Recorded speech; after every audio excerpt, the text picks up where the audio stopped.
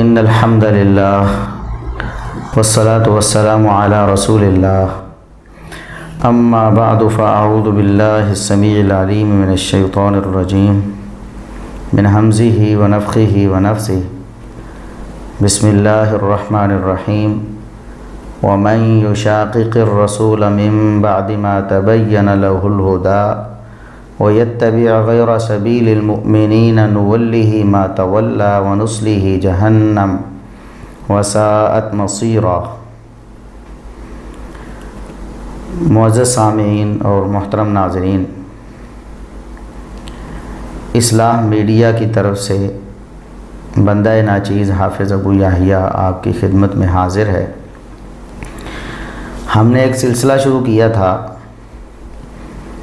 کہ ہفتہ وار ایک درس ہوا کرے گا، جو الحمدللہ ہمارا سلسلہ جاری ہے۔ صحابہ کرام رضوان اللہ علیہم اجمعین کے حوالے سے اور ان کے باہمی اختلافات کے حوالے سے، ان کے فضائل و مناقب کے حوالے سے جو کچھ اشکالات روافض اور نیم روافض لوگوں کے ذہنوں میں پیدا کرنا چاہتے ہیں، ان کے جوابات اور دلائل و براہین سے مزین گفتگو، یہ الحمدللہ اہل حدیث کا طرہ امتیاز ہے۔ آج ہم جس ٹاپک پہ بات کرنے جا رہے ہیں وہ ہے مشاجرات صحابہ میں سکوت پر محدثین کرام کو ننگی گالیاں اور نیم روافض کی دو رخی۔ کچھ اہم باتیں جو اس پورے لیکچر میں کی جائیں گی، ایک تو مشاجرات صحابہ کا مسئلہ کیا ہے اور مشاجرات صحابہ میں سکوت سے کیا مراد ہے۔ مشاجرات صحابہ یعنی صحابہ کرام کے باہمی اختلافات میں خاموشی اختیار کرنے سے کیا مراد ہے۔ نمبر دو، کیا مشاجرات صحابہ میں سکوت کرنا یہ کتمان حق ہے؟ کیا یہ قرآن و حدیث کو چھپانا، حق لوگوں کو نہ بیان کرنا، کیا یہ اس زمرے میں آتا ہے؟ تیسری بات، اس حوالے سے جو سلف کا اجماعی موقف رہا ہے کہ مشاجرات صحابہ میں سکوت کرنا ہے، اس پر قرآن و سنت کے دلائل کیا ہیں؟ نبی کریم صلی اللہ علیہ وسلم کی رہنمائی کیا ہے؟ صحابہ کرام کا اس حوالے سے فتویٰ اور عمل کیا ہے؟ اور نمبر چار، نیم روافض جو مشاجرات صحابہ میں سکوت کرنے کی وجہ سے اہل سنت اہل حدیث کو طعن و تشنیع کا نشانہ بناتے ہیں اور انہیں منکرین حدیث قرار دینے کی سازش کرتے ہیں، خود ان کی دو رخی اور منافقت اس حوالے سے کیا ہے؟ تو یہ انشاءاللہ پورا لیکچر، یہ ایک بھرپور بیان ہوگا انشاءاللہ، جس کو سننے کے بعد اللہ کے فضل و کرم سے اور اللہ کی توفیق سے لوگوں کے ذہنوں میں جو نیم رافضیوں نے بہت ساری باتیں، بہت سارے اشکالات ڈالے ہوئے ہیں، وہ انشاءاللہ اس ایک بیان سے اللہ کے فضل و کرم سے ختم ہو جائیں گے۔ تو شروع کرتے ہیں، مشاجرات صحابہ سے کیا مراد ہے؟ مشاجرات کا معنی ہے اختلافات، جھگڑے، کشمکش۔ صحابہ کرام رضوان اللہ علیہم اجمعین انسان تھے، انسان ہونے کے ناطے ان سے غلطی اور کوتاہی کا صدور عین ممکن تھا۔ جس طرح روافض اہل بیت کو معصوم مانتے ہیں، یا کم از کم وہ اپنے 12 اماموں کو معصوم مانتے ہیں، اہل سنت نبی کریم صلی اللہ علیہ وسلم کے سوا اس امت میں کسی کو معصوم نہیں مانتے۔ انبیاء معصوم ہوا کرتے ہیں، امتی معصوم نہیں ہوا کرتے۔ لہٰذا صحابہ کرام سے کوئی غلطی، کوئی کوتاہی ممکن ہے، اور اس بنا پر کسی صحابی کا دوسرے صحابی سے اختلاف ہو جانا یہ بھی عین ممکن ہے۔ یہ جو اختلافات، تنازعات، بسا اوقات لڑائی جھگڑے تک نوبت پہنچ گئی۔ ان اختلافات میں ہمارا کیا موقف ہونا چاہیے؟ اہل سنت جو لوگ ہیں وہ صحابہ کرام کے حوالے سے یہ جو ان کے باہمی اختلافات ہیں اس حوالے سے ان کا کیا موقف ہونا چاہیے؟ اس پر ایک بھرپور لیکچر الحمدللہ میں کچھ سال پہلے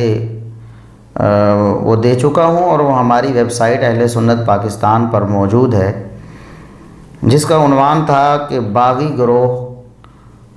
کا تحقیقی جائزہ، کہ باغی گروہ جس کو قرار دیا جاتا ہے وہ کون ہے، اور اس حوالے سے سلف کا موقف کیا ہے، وہ باغی گروہ کسے سمجھتے ہیں اور اس باغی گروہ پر حکم کیا لگتا ہے، اور اس باغی گروہ کے بارے میں موقف کیا رکھنا ہے۔ تو وہ الحمدللہ پورا کا پورا لیکچر ہماری ویب سائٹ پر ahlsunnatpk.com اس پہ بھی موجود ہے، آپ حضرات جو شوقین ہیں وہ اسے سن سکتے ہیں۔ تو بہرحال آج ہمارا موضوع یہ تھا کہ مشاجرات صحابہ میں اہل سنت کا جو اجماعی موقف ہے اس میں صحابہ، تابعین، تبع تابعین اور ائمہ دین سب شامل ہیں، اور اس لیکچر میں جس کا میں حوالہ دے رہا ہوں اس میں نے ہر دور میں، یعنی صحابہ کرام سے لے کر تابعین، تبع تابعین اور ائمہ دین، ہر دور میں سلف صالحین اہل سنت جو موقف بیان کرتے رہے ہیں کہ مشاجرات صحابہ میں ہمیں سکوت اختیار کرنا چاہیے، اس پر میں بحوالہ سارے دلائل ذکر کر چکا ہوں۔ تو یہاں بتانے کا مقصد یہ ہے کہ صحابہ کرام معصوم عن الخطا نہیں تھے، ان سے غلطی کوتاہی ہو جاتی تھی، لیکن اس کا یہ مطلب ہرگز نہیں کہ جس سے غلطی کوتاہی ہو سکتی ہو اس کی طرف جھوٹی باتیں منسوب کرنا شروع کر دی جائیں۔ دیکھیں، اگر کسی سے غلطی ہوئی ہے، وہ کافر بھی ہے، وہ اسلام کا دشمن بھی ہے، تو اسلام کی تعلیم یہ ہے کہ وَلَا يَجْرِمَنَّكُمْ شَنَآنُ قَوْمٍ عَلَىٰ أَلَّا تَعْدِلُوا۔ کسی قوم کی دشمنی، یعنی وہ اسلام کا دشمن ہے لیکن اس کی دشمنی پھر بھی آپ کو اس بات پر آمادہ نہ کرے کہ آپ عدل و انصاف کا دامن ہی ہاتھ سے چھوڑ دیں۔ اعدلوا هو اقرب للتقوی، تم ہمیشہ عدل کا دامن ہاتھ میں رکھو، عدل کے دامن کو کبھی نہ چھوڑو، یہی تقوی کے زیادہ قریب ہے، تقوی اسی عدل سے حاصل ہوتا ہے۔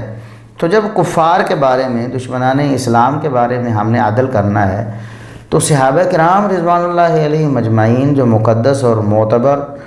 ہستیاں ہیں اسلام کی، ان کے بارے میں کیا کسی کو اجازت دی جا سکتی ہے کہ وہ جھوٹے پراپیگنڈے ان کے بارے میں کرتا رہے، اور جو باتیں اور جو غلطیاں ان سے صادر ہی نہیں وہ بھی ان کے کھاتے میں ڈالتا رہے؟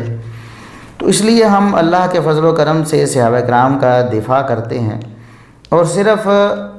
صحابہ کرام جو عام اصطلاح میں جن کو روافض وہ دشمنان اسلام سمجھتے ہیں معاذ اللہ، صرف ان کا نہیں، ہم تو اہل بیت کا بھی، ہم اہل بیت کو بھی صحابہ کرام میں ہی شمار کرتے ہیں، ہماری صحابیت کی تعریف میں اہل بیت بھی شامل ہیں اور عام صحابہ کرام بھی شامل ہیں، ہم سب کا دفاع کرتے ہیں الحمدللہ۔ اہل بیت پر جو اپنی زبان تان دراز کرتا ہے،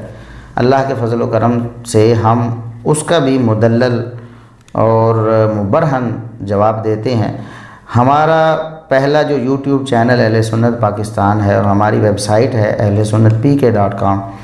وہ اللہ کے فضل و کرم سے اس بات پر شاہد ہیں۔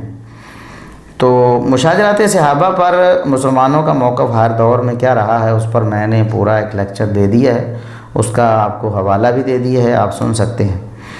اب مشاجرات صحابہ پر سکوت کیا ہوتا ہے؟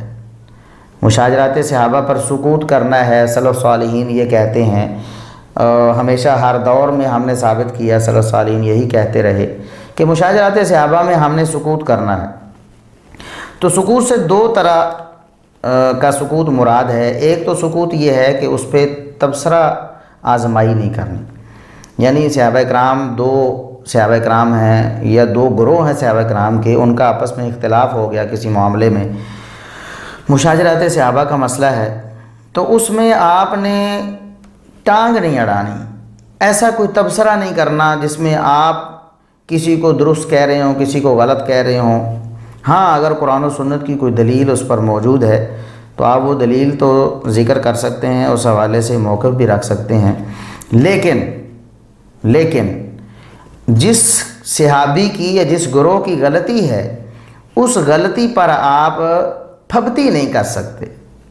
یہ نہیں کہہ سکتے العیاذ باللہ والعیاذ باللہ نعوذ باللہ کسی صحابی نے یہ کہہ دیا، وہ اسلام کا یہ نقصان کر دیا اور یہ ہو گیا، دین کا بیڑا غرق کر دیا، اس طرح کی باتیں آپ نہیں کر سکتے صحابہ کرام کے حوالے سے۔ ایک تو سکوت سے یہ مراد ہے کہ صحابہ کرام کے تنازعات، ان کے مشاجرات، ان کا ذکر کرتے وقت آپ طرفداری نہ کریں، کسی ایک گروہ کے ہو کر رہ جائیں، کہیں کہ ہم تو فلاں کے ماننے والے ہیں۔ مثال کے طور پر سیدنا علی رضی اللہ تعالیٰ عنہ اور سیدنا معاویہ رضی اللہ تعالیٰ عنہ، ان کے اختلافات کو ذکر کر کے آپ کہیں کہ ہم تو علی کو ماننے والے ہیں، ہم معاویہ کو نہیں مانتے، یا کوئی کہے کہ ہم تو معاویہ کو ماننے والے ہیں، ہم علی سے کوئی تعلق نہیں رکھتے، ہم علی کو نہیں مانتے، یا یہ کہیں کہ فلاں جو صحابی ہے اس کے بارے میں میرے دل میں رنج ہے، میں اس کے بارے میں میرا دل میلا ہے، اس نے یہ کیوں کیا، اس نے وہ کیوں کیا۔ تو یہ ایک تو سکوت سے یہ مراد ہے کہ تبصرہ آرائی نہ کی جائے اور صحابہ کرام کی شان میں تنقیص کا کوئی بھی پہلو اس کو نہ اپنایا جائے۔ ایک تو مشاجرات صحابہ سے سکوت سے یہ مراد ہے۔ دوسرا سکوت کا پہلو یہ ہے کہ جو لوگ اتنی مینٹل اپروچ نہیں رکھتے کہ صحابہ کرام رضوان اللہ علیہ مجمعین کے باہمی اختلافات کے معاملات کو سن کر اپنے دل کو حسد، بغض اور نفرت سے پاک رکھ سکیں، یعنی جن کے بارے میں آپ یہ سمجھتے ہیں کہ یہ بیچارے دین کی بنیادی معلومات سے ناواقف ہیں، انہیں نہیں پتہ کہ سلف صالحین کا، اہل سنت کا کیا نظریہ ہے قرآن و سنت کی روشنی میں صحابہ کرام کے باہمی تنازعات اور اختلافات کے حوالے سے، ان کو اگر ہم بتائیں گے تو ضرور یہ سن کر کسی نہ کسی کی سائیڈ پہ ہو جائیں گے اور دوسرے کے بارے میں اپنے دل میں بغض، نفرت، اناد رکھ لیں گے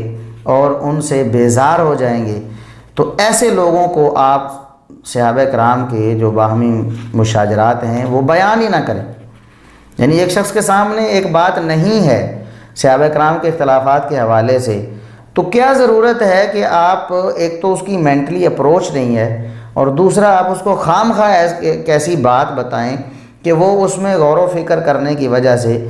کسی بربادی کی طرف چلا جائے اور ہلاکت کی طرف چلا جائے۔ مثال کے طور پر ایک شخص ہے، اس کو کوئی سیدنا علی رضی اللہ تعالیٰ عنہ کے حوالے سے کوئی ایسی بات بتاتا ہے، انسان تھے وہ بھی، معصوم عن الخطا تو نہیں تھے، روافظ کی طرح ہم تو نہیں سمجھتے، ان سے بھی غلطیاں ہوئی ہیں اور کئی غلطیاں ایسی ہیں کہ عام بندہ سن کر ان کے بارے میں بڑا غلط تبصرہ بھی کر سکتا ہے۔ اور یقین جانیں کہ یہ جو لوگ ہیں سیدنا معاویہ رضی اللہ تعالیٰ عنہ کے بارے میں نیم روافظ اس طرح کی کارروائیاں کرتے ہیں، ان کی کوئی غلطی یا ان کی کوئی کوتاہی اس کو دیکھ کر اس پر ایسا تبصرہ اور ایسی حاشیہ آرائی کرتے ہیں کہ والعیاذ باللہ نعوذ باللہ، دیکھو جی یہ کر دیا، دیکھو جی وہ کر دیا۔ اگر سیدنا علی رضی اللہ تعالیٰ عنہ کا نام لیے بغیر ان کا کوئی واقعہ جو ان کی زندگی میں پیش آیا وہ بیان کیا جائے، یا سیدنا معاویہ رضی اللہ تعالیٰ عنہ سے وہ منسوب ہوتا واقعہ، تو یہ لوگ زبان درازی کرنا شروع کر دیتے، یہ لوگ خود ہی زبان درازی کرنا شروع کر دیتے۔ یا ایک عام شخص اس کو یہ بیان کیا جائے تو اس کے دل میں ایک ہو سکتا ہے کہ بری بات سیدنا علی رضی اللہ تعالیٰ عنہ کے حوالے سے آ جائے۔ اس حوالے سے کچھ مثالیں ہم انشاءاللہ وہ لیکچر میں کے اینڈ میں پیش کریں گے، جہاں ہم نے کہا ہے کہ نیم روافظ کی دو رخی کی کئی مثالیں ہم پیش کریں گے۔ تو یہ سکوت کا دوسرا پہلو ہے کہ جن لوگوں کی مینٹلی اپروچ نہیں ہے کہ وہ حق و انصاف کا دامن مضبوطی سے پکڑے رکھیں گے اور کسی فتنے کا شکار نہیں ہوں گے، ان کے سامنے مشاجرات صحابہ کا مسئلہ بیان ہی نہ کیا جائے۔ یہ سکوت کے دو پہلو ہیں جو میں نے بیان کیے ہیں۔ سلف صالحین ان دونوں پہلوؤں پر عمل پیرا تھے اور دونوں حوالے سے وہ سکوت کرنے کے بارے میں کہتے تھے۔ اب یہ تو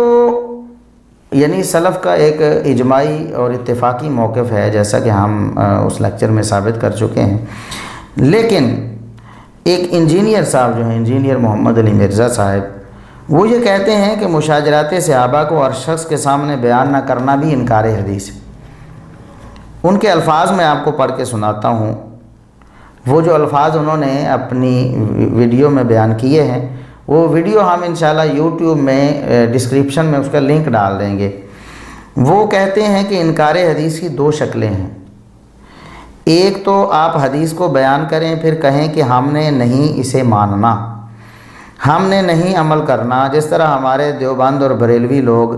ان کے علماء رفع الیدین کی حدیثوں سے انکار کر دیتے ہیں۔ دوسری انکار حدیث کی شکل یہ ہے کہ یہ حدیثیں تو ٹھیک ہیں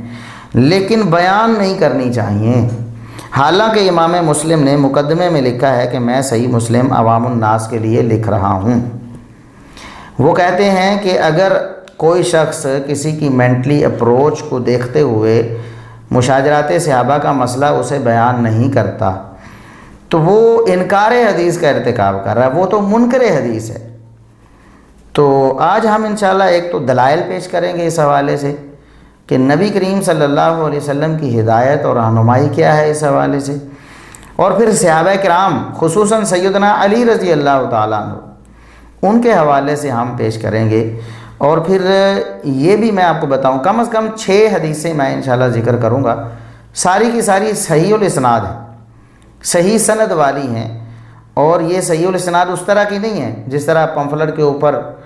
انجینئر صاحب نے لکھا کہ جھوٹی اور ضعیف روایات سے پاک ہے، لیکن اندر سارا خام مال اسی طرح لوڈ بھی کیا ہوا ہے، درجنوں ضعیف روایتیں بھی ذکر کی ہوئی ہیں۔ یہ جو ہم 6 حدیثیں پیش کریں گے یہ ساری کی ساری صحیح سند والی ہوں گی، ان میں سے کوئی بھی کمزور سند والی نہیں ہوگی۔ اور ہم اپنے لیکچر میں جب بھی کوئی ضعیف روایت اگر ذکر کریں گے تو ساتھ میں تنبیہ کریں گے، اس کا رد کرنے کے لیے یا بطور فائدہ بیان کرنے کے لیے لوگوں کو علم ہو جائے، اس کی ہم وضاحت کیا کریں گے انشاءاللہ۔ تو میں ان 6 احادیث کو ذکر کرنے سے پہلے اپنے سامعین کو اور مخاطبین کو یہ پوچھنا چاہوں گا کہ انجینئر صاحب جو کہتے ہیں کہ اہل حدیث یا اہل سنت جو ہیں وہ مشاجرات صحابہ کی حدیثیں جو ہیں وہ چھپا لیتے ہیں لوگوں سے، ان کو بیان نہیں کرتے، حالانکہ اللہ نے تو بیان کرنے کا حکم دیا ہے اور کتمان علم کا یہ نقصان ہے اور اس پر یہ وعیدیں ہیں۔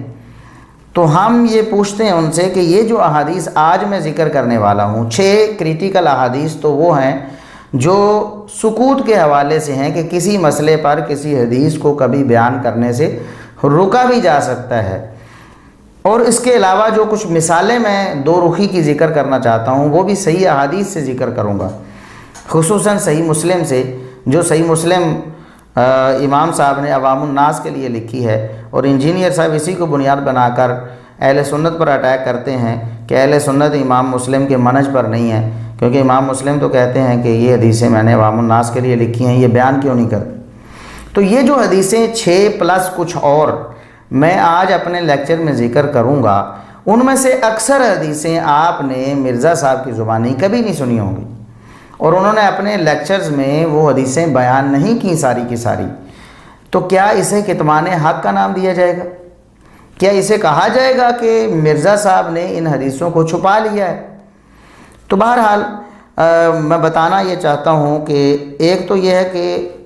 چھپانا یہ ہوتا کہ اہل حدیث یا اہل سنت علماء ان احادیث کو کبھی بھی کسی بھی صورت بیان ہی نہ کرتے، کتابوں سے ہی انہیں نکال دیتے، کتابیں مختصر کر دیتے، ان حدیثوں کو چھانٹ دیتے، نکال ہی دیتے۔ لیکن حدیث کی کتابیں موجود ہیں، ان کتابوں کے تراجم بھی ہو چکے ہیں، مدارس میں وہ ساری کی ساری کتابیں طالب علموں کو مکمل پڑھائی بھی جاتی ہیں، صحیح بخاری بھی، صحیح مسلم بھی، ابو داؤد، نسائی، ترمذی، ابن ماجہ بھی مکمل بھی پڑھائی جاتی ہیں، بخاری مسلم تو ہر مدرسے میں تقریباً مکمل پڑھائی جاتی ہے۔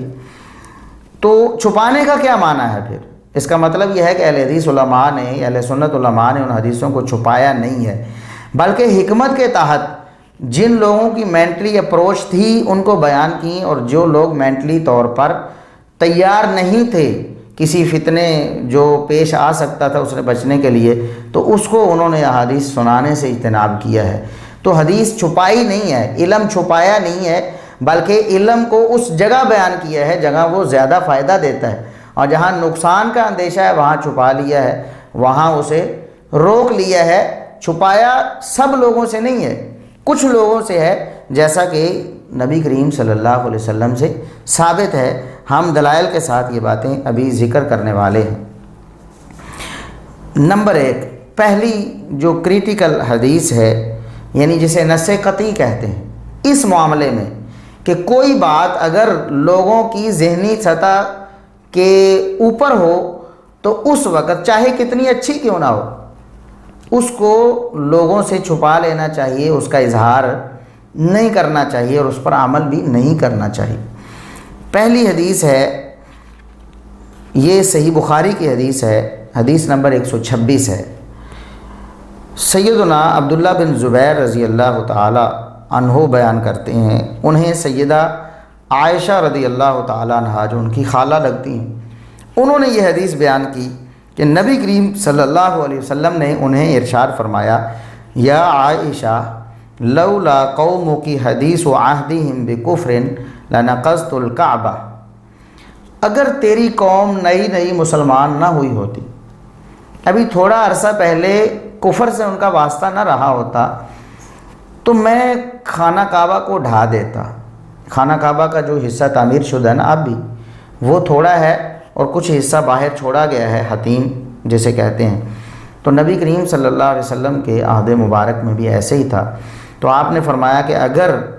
مجھے فتنے کا اندیشہ نہ ہوتا، یہ لوگ نئے مسلمان ہوئے ہیں، ہو سکتا ہے کہ خانہ کعبہ کو ڈھانے کا معاملہ یہ ان کی ذہنی سطح سے اوپر ہو اور کوئی فتنے کا سبب بن جائے، ان کے ذہن میں شیطان کو ایسی بات ڈال دے جی خانہ کعبہ کو نبی نے ڈھا دیا، اور اس وجہ سے اسلام کے حوالے سے کوئی بات ان کے ذہن میں جو خرابی نہ آ جائے، اس لیے میں خانہ کعبہ کو ڈھا نہیں رہا ہوں۔ تو فجعلت لہا بابین، میری خواہش تھی کہ میں خانہ کعبہ کے 2 دروازے بناتا، ایک تو باب یدخل الناس و باب یخرجون، ایک دروازے سے لوگ داخل ہوتے اور ایک سے نکلتے، تو میں خانہ کعبہ کو ڈھا کر ایک تو وسیع کرتا، اس کے 2 دروازے بنا دیتا۔ تو نبی کریم صلی اللہ علیہ وسلم نے لوگوں کی ذہنی سطح کو مد نظر رکھتے ہوئے کہ یہ نئے مسلمان ہوئے ہیں، ایک اپنی خواہش جس پر اگر رسول اللہ صلی اللہ علیہ وسلم عمل کرتے تو یقیناً حدیث نبوی ہی ہوتی نا، نبی کریم صلی اللہ علیہ وسلم کا عمل ہوتا، اور آپ کی شدید خواہش ہے اور یہ ایک بہترین عمل بھی تھا، لیکن رسول اللہ صلی اللہ علیہ وسلم نے اس کو روک لیا کہ لوگ فتنے کا شکار نہ ہو جائیں، ان کی مینٹلی اپروچ ابھی اتنی زیادہ نہیں ہے۔ اب اس پر امام بخاری رحمۃ اللہ علیہ نے باب قائم کیا ہے، باب من ترک بعض الاختیاری مخافۃ ان یقصر فہم بعض الناس عنہ فیقع فی اشد منہ، کہ اگر کوئی شخص کسی موقع پر ایک اچھی بات اور ایک اچھا نیک عمل اس کو وہ چھوڑ دیتا ہے، اس وجہ سے وہ ڈرتا ہے کہ لوگوں کی ذہنی سطح ابھی اس کو قبول کرنے کے لیے تیار نہیں ہے، ہو سکتا ہے کہ وہ کسی فتنے کا شکار نہ ہو جائے۔ یہ امام بخاری رحمۃ اللہ علیہ نے ایک باب اس پر قائم کیا ہے۔ اس کے بعد امام بخاری رحمۃ اللہ علیہ نے ایک اور باب قائم کیا ہے، اور اس میں سیدنا علی رضی اللہ تعالیٰ عنہ کا وہ ایک قول بھی لے کر آئے ہیں جو ان سے صحیح سند سے ثابت ہے، احادیث بھی ہیں، لیکن احادیث سے پہلے امام صاحب ایک اور یعنی ایک قول لے کر آئے ہیں جو سیدنا علی رضی اللہ تعالیٰ عنہ سے ثابت ہے، اور جو لوگ اہل بیت سے محبت کے نام نہاد دعوے دار ہیں نا، آج انشاءاللہ ان کے غبارے سے ہوا نکل جائے گی وہ قول سننے کے بعد۔ اور اس پر امام صاحب نے جو باب قائم کیا ہے وہ بھی کیا بات ہے، فرماتے ہیں باب من خص بالعلم قوما دون علم قوما دون قوم کراہیت الا یفہموا، اس بات کا بیان کہ احادیث بیان کرنے والا قرآن حتیٰ کہ علم کی بات کی ہے نا، علم وحی قرآن حدیث حتیٰ کہ اجماع بھی، یعنی کوئی شخص قرآن و حدیث کو بیان کرنے والا ہے، وہ کچھ لوگوں کو تو قرآن و حدیث بیان کرے، وہ جو خاص قرآن و حدیث کا کوئی مقام ہے، اور کچھ لوگوں کو بیان نہ کرے، کیوں؟ کراہیت اللہ یفہموا، اس بات کو ناپسند کرتے ہوئے کہ ہو سکتا ہے کہ وہ اس کو سمجھ ہی نہ سکیں اور گمراہی کا شکار ہو جائیں۔ امام صاحب نے یہ باب قائم کیا، اور اس میں سیدنا علی رضی اللہ تعالیٰ عنہ کا فرمان جو ان سے ثابت ہے سب سے پہلے لے کر آئے ہیں، وہ انشاءاللہ ہم آگے بیان کریں گے۔ ذرا کچھ اور احادیث میں یہاں ذکر کر دوں۔ دوسری حدیث جو اس حوالے سے کریٹیکل ہے، یعنی نص قطعی ہے، کہ کچھ باتیں ایسی ہوتی ہیں جو بسا اوقات بعض لوگوں سے چھپا لینی چاہیے، وہ نبی کریم صلی اللہ علیہ وسلم کی طرف ہونے والی وحی ہی ہوتی ہے، نبی کریم صلی اللہ علیہ وسلم کی زبان سے ادا ہونے والی حدیث ہی ہوتی ہے، بلکہ نبی کریم صلی اللہ علیہ وسلم کا اپنا حکم ہوتا ہے کہ جاؤ یہ بات سنا کر آؤ، لیکن بعد میں آپ صلی اللہ علیہ وسلم اسے روک دیتے ہیں۔ سیدنا ابو ہریرہ رضی اللہ تعالیٰ عنہ بیان کرتے ہیں، یہ صحیح مسلم میں 31 نمبر حدیث ہے، صحیح مسلم میں۔ یہ صحیح مسلم بھی عوام الناس کے لیے جو امام مسلم نے لکھی ہے نا، بعض لوگ یہ بڑا قول پیش کرتے ہیں امام صاحب نے صحیح مسلم عوام الناس کے لیے لکھی ہے، یہ لوگ حدیثیں چھپا لیتے ہیں۔ ہم پوچھتے ہیں کہ یہ حدیث انہوں نے کیا اس طرح بیان کی ہے جس کو ثابت کرنے کے لیے امام صاحب نے اسے ذکر کیا، کیا مسئلہ ثابت ہوتا ہے؟ کہتے ہیں سیدنا ابو ہریرہ رضی اللہ تعالیٰ عنہ کہ ہم رسول اللہ صلی اللہ علیہ وسلم کے ساتھ بیٹھے ہوئے تھے، سیدنا ابو بکر و عمر بھی موجود تھے اور لوگ بھی موجود تھے، آپ صلی اللہ علیہ وسلم اٹھ کر چلے گئے، تھوڑی دیر لگ گئی، ہمیں ڈر محسوس ہوا کوئی دشمن حملہ آور نہ ہو گیا ہو، رسول اکرم صلی اللہ علیہ وسلم ابھی واپس نہیں آئے، ہم ڈر گئے، ہم اٹھے اور تلاش کرنے لگے۔ تو سب سے پہلے وہ کہتے ہیں کہ میں ڈر کر اٹھا، رسول اکرم صلی اللہ علیہ وسلم کی تلاش میں نکلا، تو میں انصار کے ایک باغ کے پاس آیا، بنو نجار کا باغ تھا، میں اس کے ارد گرد چکر لگاتا رہا، مجھے دروازہ ہی نہیں ملا۔ ہو سکتا ہے کہ دروازہ کسی خفیہ مقام پر ہو، یا پریشانی کے عالم میں سیدنا ابو ہریرہ رضی اللہ تعالیٰ عنہ کو دروازہ نظر ہی نہیں آیا۔ تو کہتے ہیں میں نے ایک نالا دیکھا جو باغ کے اندر داخل ہو رہا تھا باہر سے، جس سے پانی باغ میں جاتا تھا، تو میں سمٹ کر اپنے آپ کو میں نے سمیٹا اور نالے میں داخل کر دیا، جس طرح کوئی بلی وغیرہ کسی چھوٹے سے سوراخ میں داخل ہو کر نکلتی ہے، تاکہ میں باغ کے اندر چلا جاؤں اور دیکھوں رسول اکرم صلی اللہ علیہ وسلم وہاں موجود ہیں یا نہیں۔ تو کہتے ہیں میں وہاں پہنچا تو رسول اکرم صلی اللہ علیہ وسلم وہاں موجود تھے، تو آپ نے پوچھا کہ ابو ہریرہ ہیں؟ تو میں نے عرض کیا جی اللہ کے رسول میں ابو ہریرہ ہوں۔ تو آپ نے پوچھا کہ کیا مسئلہ ہے؟ میں نے بتایا اللہ کے رسول اس طرح آپ اٹھ کر آئے ہیں اور کافی دیر لگا دی، آپ واپس نہیں گئے، ہم ڈر گئے، تو میں تلاش کرتا کرتا آپ کو ادھر آ گیا ہوں۔ آپ صلی اللہ علیہ وسلم نے ارشاد فرمایا یہ اذهب بنعلی ہاتین، میرے 2 جوتے لے جاؤ۔ جوتے آپ صلی اللہ علیہ وسلم نے اس لیے دیے کہ جو پیغام بھیجنے والا ہوں وہ بڑا اہم ہے، اور کہیں لوگ اس پیغام کو اوپرا نہ سمجھیں کہ یہ تو عجیب و غریب پیغام ہے اور اس کو ماننے سے پس و پیش کریں، تو جوتے ساتھ دے دیے تاکہ پتہ چلے واقعی رسول اکرم صلی اللہ علیہ وسلم نے ابو ہریرہ کو بھیجا ہے یہ پیغام دے کر۔ تو کہتے ہیں کہ رسول اللہ صلی اللہ علیہ وسلم نے فرمایا فمن لقیت من وراء هذا الحائط یشهد ان لا الہ الا اللہ مستیقنا بها قلبه فبشره بالجنہ، میرے جوتے لے جاؤ اور جوتے دکھا کر، یعنی پوری جسے کہتے ہیں ثبوت دے کر کہ رسول اکرم صلی اللہ علیہ وسلم نے مجھے بھیجا ہے، جو بھی دل کے یقین سے یہ گواہی دے رہا ہونا کہ وہ اللہ کے سوا کسی کو الہ نہیں جانتا، اس کو جنت کی بشارت دے دو۔ ابو ہریرہ رضی اللہ تعالیٰ عنہ فوراً باغ سے نکلتے ہیں تو کہتے ہیں فکان اول من لقیت عمر، سب سے پہلے جو مجھے ملے عمر رضی اللہ تعالیٰ عنہ، تو انہوں نے کہا ما ہاتان النعلان یا ابا ہریرہ، ابو ہریرہ یہ 2 جوتے کس چیز کی، کیسے اٹھائے ہوئے ہیں آپ نے؟ تو انہوں نے کہا کہ یہ تو اللہ کے رسول صلی اللہ علیہ وسلم کے جوتے ہیں، مبارک جوتے ہیں، آپ نے مجھے یہ جوتے دیے ہیں تاکہ ایک ثبوت اور پروف ہو،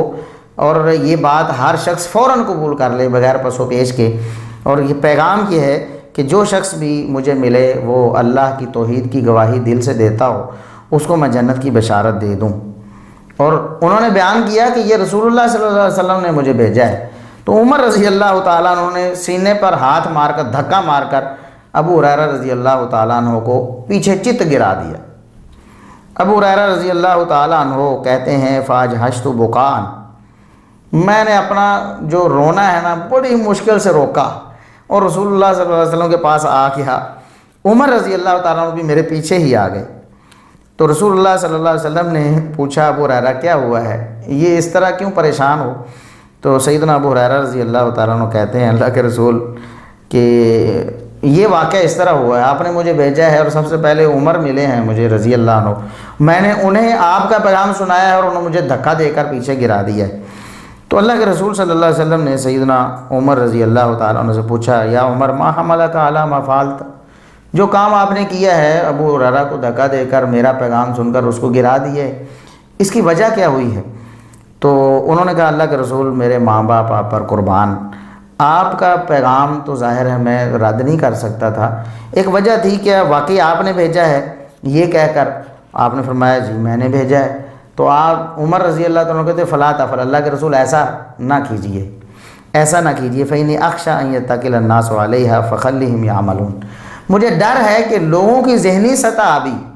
نئے نئے مسلمان ہوئے ہیں یا نئے نئے اسلام میں آ رہے ہیں، ان کی ذہنی سطح ہو سکتا ہے کہ اس قول کو قبول کرنے کے قابل نہ ہو، ابھی وہ اسی پر اعتماد کر لیں کہ چاہے گویا ہمیں عمل کرنے کی کوئی ضرورت نہیں ہے، جنت کی بشارت مل گئی ہے تو بس خیر ہے، تو فخلہم یعملون، اللہ کے رسول انہیں عمل کرنے دیجیے، ابھی عمل کرنے دیجیے،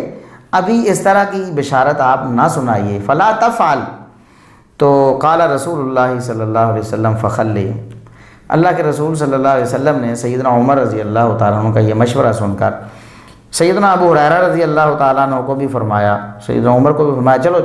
ان لوگوں کو چھوڑ دو، عمل کرتے رہنے دو، یہ حدیث انہیں نہ سناؤ۔ تو بسا اوقات ایسے ہوتا ہے، اب یہ نبی کریم صلی اللہ علیہ وسلم کی سٹیمپ بھی ہے اس پر کہ واقعی اگر ذہنی سطح لوگوں کی کم ہو تو زیادہ لوگوں کی بھی کم ہو تو ان زیادہ سے بھی حدیث کو چھپا لینا چاہیے وقتی طور پر، تا وقت ہے کہ ان کی ذہنی سطح، ان کا جو مینٹل لیول ہے وہ تھوڑا اوپر ہو جائے۔ اور عمر رضی اللہ تعالیٰ عنہ کا موقف تو یہ تھا ہی جو رسول اللہ صلی اللہ علیہ وسلم نے قبول فرمایا۔ اور تیسری حدیث جو امام صاحب نے، امام بخاری رحمۃ اللہ علیہ نے ذکر کی، میں نے عرض کیا تھا نا امام بخاری رحمۃ اللہ علیہ نے ایک باب قائم کیا ہے کہ علم کو کوئی شخص خاص کر لے، کچھ لوگوں کو بتائے کچھ لوگوں کو نہ بتائے، اس وجہ سے کہ اسے ڈر ہو وہ سمجھ نہیں سکیں گے، جن کو نہیں بتا رہا اس لیے نہیں بتا رہا کہ ان کی سمجھ میں آنے والی بات نہیں ہے۔ تو امام بخاری رحمۃ اللہ علیہ نے اس میں 2 حدیثیں ذکر کی ہیں، جو قول سیدنا علی رضی اللہ تعالیٰ عنہ کا ذکر کیا ہے وہ ابھی میں نہیں ذکر کر رہا، انشاءاللہ اس کو تھوڑا سا میں مؤخر کروں گا تاکہ بات کو ایک ترتیب سے سمجھایا جا سکے۔ تو یہ حدیث سیدنا انس بن مالک رضی اللہ تعالیٰ عنہ سے مروی ہے، یہ صحیح بخاری کی 128 نمبر حدیث۔ امام بخاری رحمۃ اللہ علیہ باب قائم کرتے ہیں کہ علم بعض لوگوں کو دینا اور بعض لوگوں سے اسے روک لینا، ہو سکتا ہے کہ وہ اسے سمجھ نہ سکیں، یہ امام صاحب نے باب قائم کی۔ اور حدیث ذکر کی ہے کہ انس بن مالک رضی اللہ تعالیٰ عنہ بیان کرتے ہیں نبی کریم صلی اللہ علیہ وسلم کے پیچھے سواری پر سیدنا معاذ رضی اللہ تعالیٰ عنہ بیٹھے ہوئے تھے، تو آپ نے فرمایا یا معاذ بن جبل، معاذ بن جبل، تو انہوں نے عرض کیا لبیک یا رسول اللہ وسعدیک، اللہ کے رسول میں حاضر، حکم فرمائیے۔ تو نبی کریم صلی اللہ علیہ وسلم نے فرمایا، پھر دوبارہ بلایا معاذ، انہوں نے پھر کہا اللہ کے رسول میں حاضر، حکم فرمائیے۔ پھر آپ صلی اللہ علیہ وسلم نے تیسری دفعہ فرمایا، گویا مخاطب کو بار بار بلایا، ایک ہی وقت میں اس کو بتائے بغیر کہ بات کیا ہے، توجہ اس کی کامل آپ کی طرف ہو جائے۔ تو جب مکمل کامل توجہ ہو گئی تو آپ صلی اللہ علیہ وسلم نے ارشاد فرمایا ما من احد یشہد ان لا الہ الا اللہ وان محمد رسول اللہ وان محمد رسول اللہ صدقا من قلبہ الا حرمہ اللہ علی النار، جو بھی توحید و رسالت کی گواہی اپنے دل کی گہرائی سے دے دے گا اخلاص کے ساتھ، اللہ تبارک و تعالیٰ اس پر آگ کو حرام کر دیں گے۔ قال یا رسول اللہ افلا ابشر بہ الناس فیستبشروا، سیدنا معاذ رضی اللہ تعالیٰ عنہ کہتے ہیں اللہ کے رسول کیا میں لوگوں کو جا کر نہ بتا دوں یہ ساری باتیں، یہ خوشخبری لوگ بھی خوش ہو جائیں گے؟ آپ صلی اللہ علیہ وسلم نے فرمایا اذن یتکلوا، نہ معاذ نہیں۔ اب نبی کریم صلی اللہ علیہ وسلم نے یہ حدیث سیدنا معاذ کو سنائی اور عام لوگوں کو سنانے سے آپ نے روک دیا، نہیں، کیوں؟ ان کی مسلمان نئے نئے ہو رہے ہیں، ان کی ذہنی سطح اس حد تک نہیں ہے جس حد تک معاذ رضی اللہ تعالیٰ عنہ کی تھی، یا انس رضی اللہ تعالیٰ عنہ جو اس حدیث کو سن رہے تھے، یا دیگر کبار صحابہ جن کے سامنے آپ نے بیان کی ہوگی۔ تو فرمایا عام لوگوں کو یہ حدیث نہیں سنانی، وہ اس کا ہو سکتا ہے کہ ان کے ذہن میں یہ بات آ جائے کہ ہمیں عمل کی ضرورت نہیں ہے، بس ہم نے کلمہ پڑھ لیا ہے تو یہ کافی ہے۔ تو آپ صلی اللہ علیہ وسلم نے بیان کرنے سے روک دیا۔ وَأَخْبَرَ بِهَا مُعَاذٌ عِنْدَ مَوْتِهِ تَأَسُّمًا، موت کے وقت سیدنا معاذ رضی اللہ تعالیٰ عنہ نے گناہ سے بچنے کے لیے اس حدیث کو بیان کیا، یعنی ساری زندگی پھر اس حدیث کو بیان ہی نہیں کیا، حالانکہ اس دوران تو اچھے اچھے لوگ بھی ان کے سامنے آئے ہوں گے جن کی ذہنی سطح بہت بلند ہے، وہ صحابہ بھی، لیکن نبی کریم صلی اللہ علیہ وسلم نے منع فرمایا تھا تو انہوں نے ساری زندگی وہ حدیث بیان نہیں کی۔ موت کے وقت انہوں نے بیان کی، ہو سکتا ہے میں گناہ گار ہی نہ ہو جاؤں، بیان کر کے جاؤں۔ تو اس کے بعد چوتھی حدیث جو صحیح بخاری کی 129 نمبر حدیث ہے، وہ انس بن مالک رضی اللہ تعالیٰ عنہ سے ہی امام صاحب نے ذکر کی ہے، اور وہی سیدنا معاذ بن جبل رضی اللہ تعالیٰ عنہ کا واقعہ اس میں ہے۔ تو اس کے الفاظ یہ ہیں کہ الا ابشر الناس، اللہ کے رسول کیا میں لوگوں کو خوشخبری نہ دوں؟ تو آپ نے فرمایا لا انی اخاف ان یتکلوا، اس میں یہ الفاظ ذرا واضح ہیں، مجھے ڈر ہے معاذ کہ لوگ اسی پر تکیہ کر لیں گے، اسی پر اعتماد کر کے عمل کرنے سے بیٹھ جائیں گے، عمل نہیں کریں گے، ان کی مینٹلی جو ان کا مینٹل لیول ہے نا وہ ابھی اس حد تک زیادہ بہتر نہیں ہے۔ تو یہ نبی کریم صلی اللہ علیہ وسلم کی 4 کریٹیکل احادیث تھیں۔ اب کوئی کہہ سکتا ہے، اور یقیناً بعض لوگ ایسا کہتے بھی ہیں کہ دیکھیں جی ان سب احادیث میں تو یہ بات مشترک ہے کہ نبی کریم صلی اللہ علیہ وسلم نے خود بیان نہیں کہیں کی یہ احادیث، یا خود روک دیا، لہٰذا یہ تو نبی کریم صلی اللہ علیہ وسلم نے روک دیا تھا، باقی حدیثوں کو بیان کرنے کے حوالے سے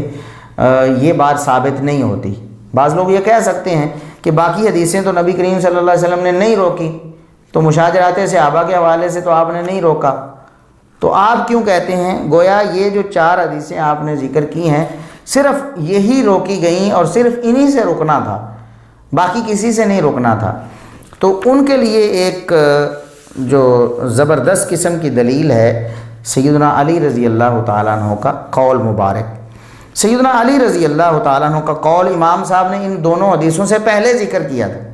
اور علماء اس بات کو جانتے ہیں، اور طلباء بھی جو صحیح بخاری پڑھتے ہیں یا جنہوں نے فتح الباری کا مطالعہ کیا ہے،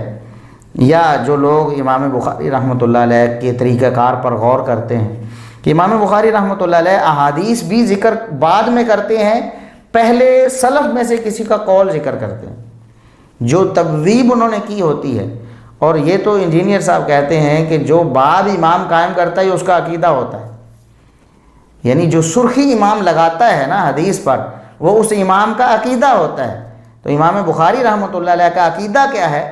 کہ علم کو بعض لوگوں کو بیان کر کے بعض لوگوں سے چھپایا جا سکتا ہے، اگر خطرہ ہو کہ ان کا مینٹلی لیول جو ہے اتنا زیادہ بہتر نہیں ہے، اس بات سے کوئی غلط نتیجہ بھی یہ اخذ کر سکتے ہیں۔ تو بہرحال یہ سیدنا علی رضی اللہ تعالیٰ عنہ کا ایک بہت ہی کریٹیکل قول ہے، یعنی جسے نص قطعی اس مسئلے میں کہا جا سکتا ہے، یعنی اس کو سننے کے بعد ہم جو بیان کر رہے ہیں اس کے بارے میں کوئی شبہ نہیں رہ جاتا۔ سیدنا علی رضی اللہ تعالیٰ عنہ کا قول امام بخاری رحمۃ اللہ علیہ نے ذکر کیا ہے، حدث الناس بما یعرفون اتحبون ان یکذب اللہ ورسولہ۔ علی رضی اللہ تعالیٰ عنہ اپنے شاگردوں سے فرماتے ہیں، تابعین سے انہوں نے خطاب کیا، فرماتے ہیں کہ لوگوں کو وہ حدیثیں بیان کرو جن کے بارے میں انہیں معرفت ہے، جن کے بارے میں انہیں معرفت ہے، یعنی جس حدیث کے بارے میں پہلے سے ان کا ذہن تیار ہو چکا ہے، یعنی پہلے تمہیداً ان کو اصول اور قواعد بتائے جا چکے ہیں، تو وہ حدیثیں ان سے بیان کریں۔ اتحبون ان یکذب اللہ ورسولہ، کیا تم اس بات کو پسند کرتے ہو کہ اللہ اور اس کے رسول صلی اللہ علیہ وسلم کی تکذیب کی جائے؟ اگر ایسی حدیث آپ کسی شخص کا ذہن آپ نے تیار نہیں کیا ہوا، اس کا ذہن ابھی اسلام کی حقانیت کے حوالے سے اتنا پختہ نہیں ہے، اس کو آپ ایسی جو عجیب و غریب حدیث بیان کر دیں گے جس کو ماننے کے حوالے اس کے ذہن میں اشکال پیدا ہو کر اس میں گمراہی میں جانے کا خدشہ ہو جائے، وہ کہے کہ نہیں میں نہیں مانتا اسے، تو اللہ اور اس کے رسول صلی اللہ علیہ وسلم کی تکذیب کو تم پسند کرتے ہو؟ ظاہر ہے کوئی مسلمان بھی اللہ اور اس کے رسول صلی اللہ علیہ وسلم کی تکذیب کو پسند نہیں کرتا۔ ہم تو دعوت و تبلیغ کا کام اس لیے کرتے ہیں کہ اللہ اور اس کے رسول صلی اللہ علیہ وسلم کی تصدیق ہو، لوگ اللہ اور اس کے رسول صلی اللہ علیہ وسلم کی باتوں کو سچ مانیں اور انہیں اپنائیں اور ان کے مطابق اعتقاد رکھیں اور ان پر عمل رکھیں۔